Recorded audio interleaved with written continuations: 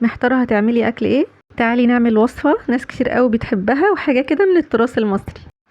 هشارك معاكم طريقتي في عمل طاجن البسلة وازاي نطلع طاجن زي بتاع امهاتنا وجداتنا من غير اي افتكاسات او مكونات غريبة. ومع ذلك بوعدكم هتاكلوا احلى طاجن بسلة بالجزر. بس قبل ما نبدأ الوصفة، لو اول مرة بتشوفوني انا مروة، وما تنسوش تشتركوا في القناة ولايك وشير لو عجبكم الفيديو. هقطع بصلتين متوسطين ومعاهم قرن فلفل، وكل ما نكتر في كمية البصل ده بيدينا صوص احلى. انا عملت فراخ النهارده مع طاجن البسله وكانت روعه بجد، وطبعا لو اتعملت مع اللحمه برضو هتبقى احلى واحلى. اللي متوفر عندك اعملي بيه. زي ما انتوا شايفين بقطع البصل كده بايدي. في اكلات كده معينه بحس ان تقطيع البصل بالايد فيها احلى من الكبه كتير.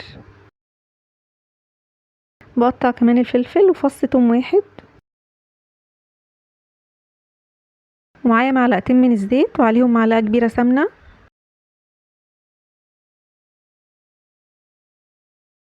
وهنزل بالبصل ومعاه فص الثوم والفلفل. هحمر فيهم لغايه ما البصل ياخد اللون الذهبي الحلو.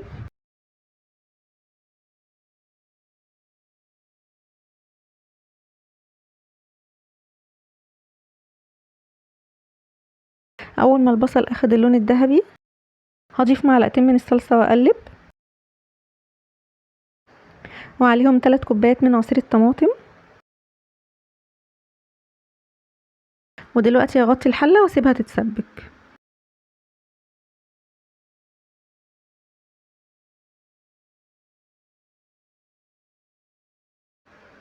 وفي المرحله دي بحب اضيف ربع معلقه صغيره فلفل اسود، ومش هحط ملح لان الشوربه اللي انا هضيفها ملحها كويس، انا ظابطه الملح بتاعها.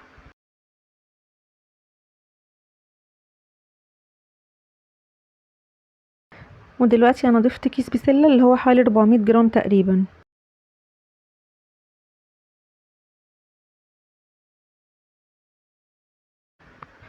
وهضيف عليها كوبايتين من الشوربه.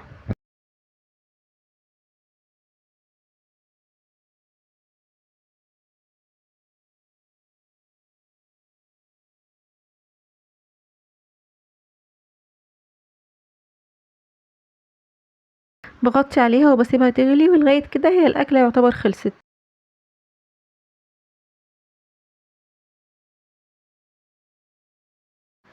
بس انا حبيت ان انا افضيها في طاجن تكمل سوا في الفرن، وكمان تاخد وش حلو تحت الشوايه.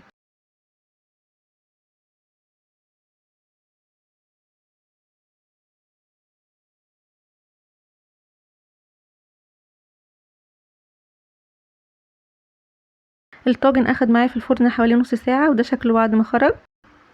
انا بعشق التحميصه بتاعت الشوايه دي، بعشقها بجد، وكمان احيانا بزود عليه كمان اكتر من كده تحت الشوايه.